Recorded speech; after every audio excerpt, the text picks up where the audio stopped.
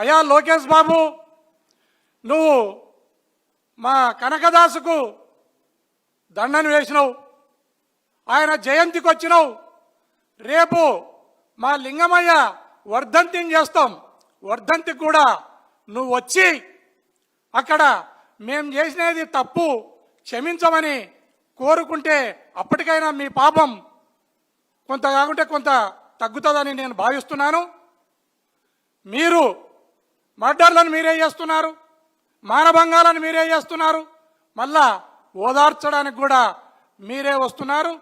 ఇలాంటి కార్యక్రమాలకు మీరు పులి స్టాప్ పెట్టాలి.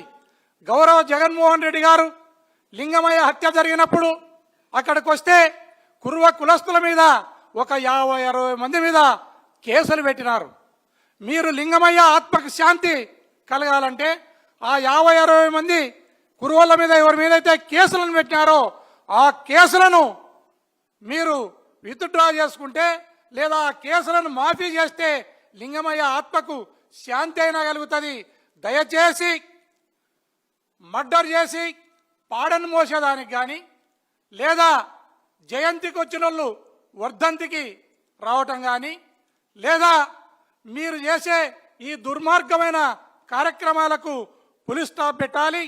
మమ్మల్ని మా కుర్వ కులస్తులని జగన్మోహన్ రెడ్డి గారు భుజాన మోస్తే 5 ఏళ్లలో మీరిప్పుడు కాలు కింద వేసి నలుస్తా ఉన్నారు.